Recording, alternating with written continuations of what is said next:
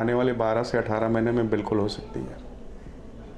आपके लिए बढ़िया ट्रेड्स हमारे जानकारों ने निकाले हैं और सब तेजी वाले ट्रेड्स हैं, और क्यों ना हो, क्योंकि आज मार्केट में हमने देखा एक बहुत बढ़िया मोमेंटम 17,071 के लेवल्स पर निफ्टी बैंक में 200 पॉइंट की बढ़त देखने को मिल रही है और मिड कैप इंडेक्स भी 120 पॉइंट ऊपर है। हमारे साथ अब जुड़ रहे हैं मोतीलाल ओसवाल के सीनियर वाइस प्रेसिडेंट हेमांग जानी। हेमांग, स्वागत है आपका।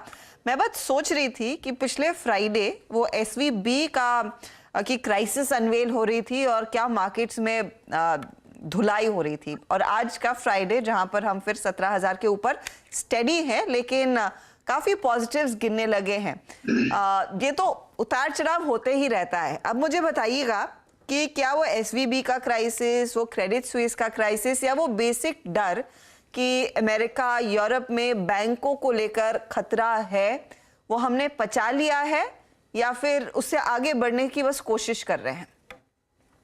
Good afternoon Harshada. I think अगर आप मार्केट की डायनेमिक्स को देखें तो जो इनिशियल प्राइस रिएक्शन होता है वो एक पॉइंट ऑफ टाइम पे मैक्सिमम होता है, और उसके बाद जो है वो न्यूज फ्लो और जो मीडिया में डिस्कशन है वो चलती रहती है, पर मार्केट ये सारी चीजों को डिस्काउंट करके काफी आगे निकल जाता है।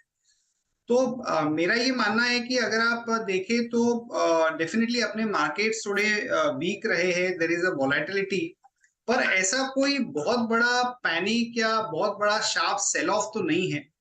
और 8 to 10% की करेक्शन निफ्टी और बैंक निफ्टी में हम देख चुके हैं in the last let's say about 1.5 months।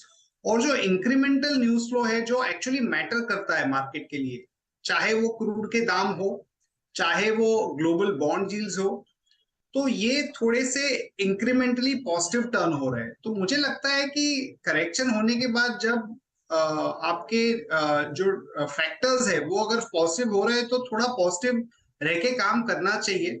हालांकि मीडिया में ये सारे जो क्रेडिट स्वैप्स और जो इंटरेस्ट रेट की मूवमेंट या वॉलेटिलिटी उसके बारे में चर्चा होती रहेगी, बट ऐसे ही माहौल में आपको अच्छी अपॉर्चुनिटीज मिलेंगी जिनको ढूंढ के उनका फायदा उठाना चाहिए। जी हाँ, लेकिन देखिए अब फरवरी के महीने में ही हम मिड फरवरी में करीब करीब 18,000 के सपने फिर देखने लगे थे, क्योंकि उस लेवल के आसपास ट्रेड बनता दिखाई दे रहा था, और फिर फिसले, फिर कोशिश हुई तेजी करने की 17,754 पर, फिर पिछले हफ्ते से बिकवाली शुरू हुई और आज हम जहां हैं वो 17,000 के लेवल्स है।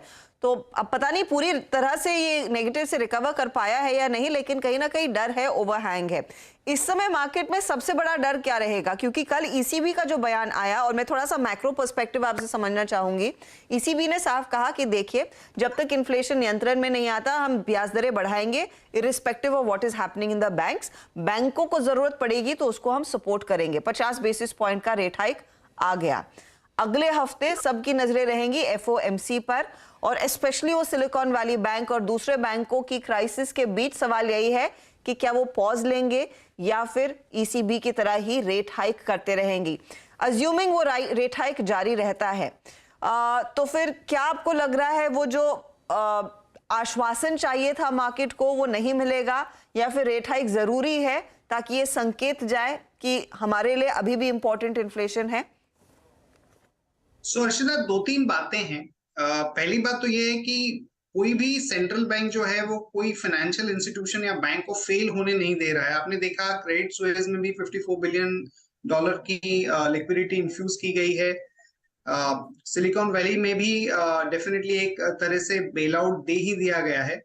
तो ये एक डेफिनेटली एक कंफर्टिंग फैक्टर है। दूसरा है रेट हाइक की बात, तो यूरोजोन की जो परिस्थितियां हैं वो अलग है, वहां पे डेफिनेटली एक रेट हाइक का जो है दौर वो चलेगा। पर यूएस में जो ज्यादा मैटर करता है हमारे मार्केट के लिए, एक बहुत ही क्लियर साइन है कि 25 बेसिस पॉइंट से ज्यादा की जो रेट हाइक है वो मार्केट नहीं देख रहा है, और वो मेरे ख्याल से हमारे मार्केट के लिए एक पॉजिटिव संकेत है। अगर आप 10 ईयर बॉन्ड यील्ड्स को देखें तो डेफिनेटली एक पॉजिटिव संकेत दे रहा है। तो डेफिनेटली काफी सारे न्यूज फ्लो आते ही रहेंगे। उस पर ज्यादा रिएक्ट करने की बजाय अगर आप ये फंडामेंटल चीजों के ऊपर ध्यान दें तो मुझे लगता है कि जो माहौल है वो थोड़ा सा रिस्क रिवॉर्ड के पॉइंट ऑफ व्यू से फेवरेबल हो रहा है।